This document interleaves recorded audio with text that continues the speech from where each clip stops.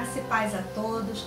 Mais uma vez, sejam muito bem-vindos ao nosso canal Conhecendo e Crescendo em Deus, por Ele e para todos.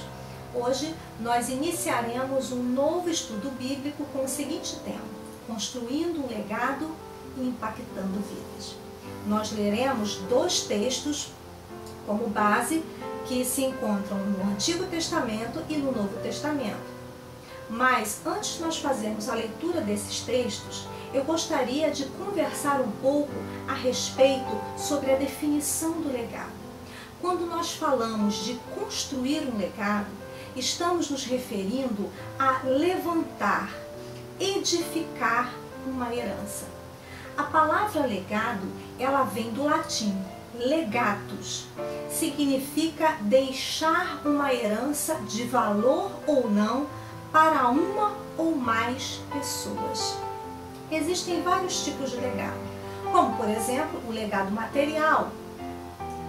Em termos jurídicos, na área de direito das sucessões, significa deixar um ou mais bens para uma ou mais pessoas, uma atitude feita através, geralmente, de um testamento. Existe também o legado imaterial, que é uma herança cultural, linguística, que pode ser vista em muitas sociedades. E nós vamos usar como exemplo, por exemplo, o legado do Império Romano. O legado intelectual é uma herança deixada por filósofos, por pensadores do passado, que ainda se inclui, se encaixa no legado imaterial.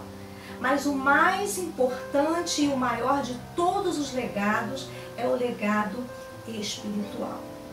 O maior legado que nós temos, que nós podemos ver no que se refere à espiritualidade, é o que Deus deixou para a humanidade. O Salmo 119, versículo 111, nos diz assim: existem várias versões, e eu vou ler apenas uma delas. Os teus testemunhos recebi-os por legado perpétuo, porque me constituem o prazer do coração. O maior legado que Deus nos deixou foi a sua palavra. Esse versículo, ele nos fala sobre a excelência da lei do Senhor e a alegria, o prazer daqueles que a observam. O maior legado, o mais importante de todos os legados, foi Deus ter deixado os seus ensinamentos, os seus mandamentos e a obra redentora de Cristo para salvar a humanidade. Um legado que impactou vidas, que transformou pessoas. E esse deve ser o objetivo de todos os legados: atingir vidas, surpreender, impactar, causar surpresa, emoção, enfim, que vidas elas sejam alcançadas pelos legados deixados. E falando do legado espiritual a respeito daqueles que servem a Deus, nós podemos dizer que legado espiritual para mim e para você significa o caráter de Cristo impresso nas atitudes coerentes na forma de viver. Em outras palavras, deixar um legado espiritual para a geração seguinte inclui santidade, autoridade espiritual, comunhão e submissão a Deus, uma vida de retidão, uma vida sob a direção e unção do Espírito Santo. E certamente quando nós vivemos diante dessa conduta que agrada a Deus, isso vai refletir na vida de muitas pessoas. Nós somos o sal da terra, a luz do mundo. E através de nós, da nossa conduta, das nossas atitudes, de uma vida que agrada a Deus, incluindo tudo isso que eu acabei de falar, muitas pessoas elas serão impactadas. E eu gostaria de ler um versículo do livro de Números, capítulo 12, do Antigo Testamento. O livro de Números, ele relata o período mosaico, que se inicia no livro de Êxodo. Moisés é um servo de Deus, um homem que Deus ele levantou para tirar o povo de Israel da escravidão e conduzi-lo até a terra prometida, que era Canaã. Moisés possuía 2 irmãos, Arão e Miriam. Arão era um sacerdote, era um homem que ajudava Moisés. Moisés era o líder constituído por Deus para guiar, liderar aquele povo. E nesse versículo 1º do capítulo 12 do livro de Números, que tem o seguinte título, A Sedição de Miriam e Arão, nós leremos o seguinte: Falaram Miriam e Arão contra Moisés por causa da mulher cuxita que tomara, pois tinha tomado a mulher cuxita. Em algumas versões você vai encontrar a mulher cusita. Existe aqui nesse texto a descrição de uma revolta, de um motim dos irmãos de Moisés contra ele. Eles mencionam o fato de Moisés ter casado com uma mulher cuxita para se rebelarem contra aquele homem de Deus. Na realidade, não era o casamento que incomodava Arão e Miriam, e sim a autoridade, a posição que Moisés possuía como porta-voz de Deus para o povo de Israel. Mas quem é a mulher cuxita? Deus, em vários textos do Velho Testamento, como Deuteronômio 7, de 1 a 5, por exemplo, como Êxodo 34:10, ele proíbe a associação do seu povo, ou seja, do povo de Israel, do povo hebreu, com outras nações idólatras. Alguns historiadores e pesquisadores dizem que essa mulher era negra, que a atitude de Arão e Miriam poderia ser uma atitude de preconceito, mas não há nada que justifique ou que possa afirmar essa teoria. E entre as muitas teorias sobre a identidade dessa mulher cuxita, a qual nós só sabemos a sua nacionalidade, eu gostaria de destacar três explicações para nós tentarmos entender um pouco essa união entre Moisés e uma mulher aparentemente desconhecida, entre aspas. A primeira delas é que alguns historiadores dizem que a mulher cuxita ou a mulher cusita era uma mulher núbia, ou seja, atualmente uma mulher que fazia parte ou que tinha uma origem etíope ou sudanesa nos dias atuais.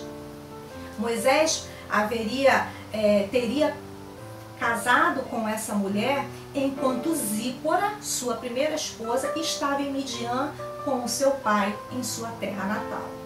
A segunda teoria é que Zípora, ela poderia ter morrido e Moisés havia se casado com essa mulher cuxita muito recentemente.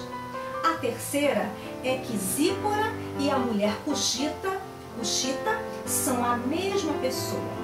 Algumas pessoas utilizam o texto ou o versículo de Abacuque, capítulo 3, versículo 7, para afirmarem que se trata de uma só mulher. O fato é que a Bíblia não nos dá detalhes sobre a morte de Zípora, sobre a viuvez de Moisés, e eu gostaria de abrir um parêntese para falar para fazer algumas observações importantes a respeito do casamento. Deus, ele sempre priorizou a monogamia, o casamento de uma mulher com um homem. Ou seja, Deus sempre destacou, Deus sempre planejou o casamento de um homem com uma única mulher.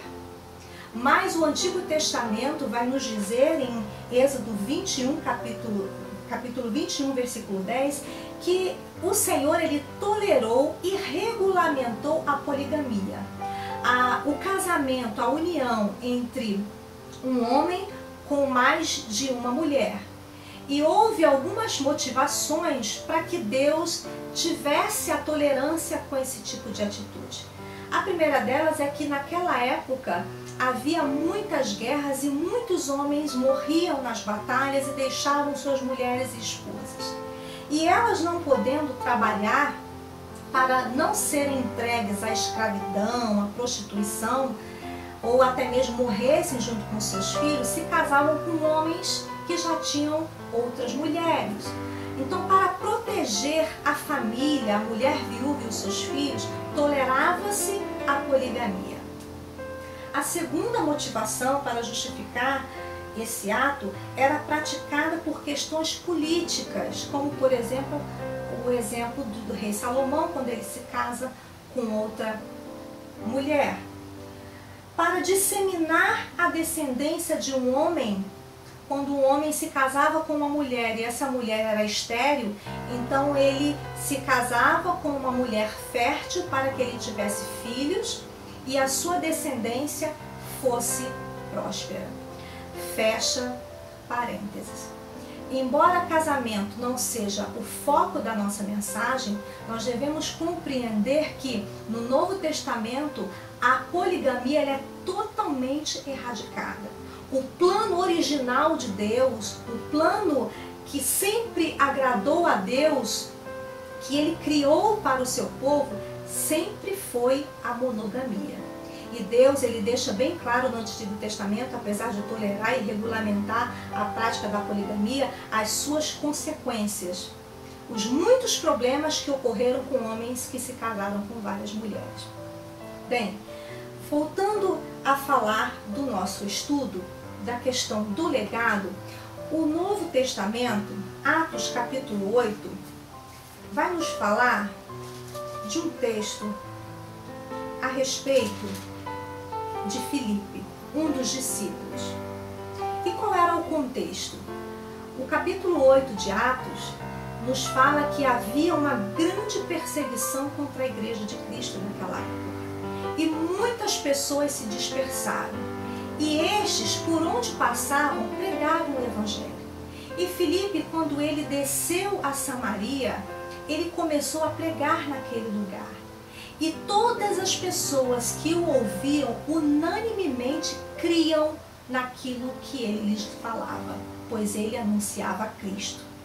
E por meio de Filipe, Deus operava sinais e maravilhas. Demônios ele expulsava demônios, pessoas eram curadas, de forma que muitas pessoas criam na obra redentora do Senhor Jesus. Mas o versículo 26 vai nos relatar o encontro de Filipe com um homem muito diferenciado. Mas qual é a relação desse texto com o texto que nós lemos de Números capítulo 12, versículo 1? O livro de Atos é um livro rico em detalhes, ele está no centro do Novo Testamento. E ele vai descrever o crescimento da igreja primitiva, desde a ascensão de Cristo, a conversão de Paulo e a disseminação do cristianismo por toda a região do Mediterrâneo. Então, quais as semelhanças e distinções e diferenças entre a mulher cuxita e Filipe? O que essas duas pessoas têm a ver com o tema legado?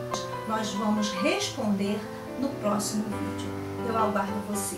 Até lá, que Deus te abençoe.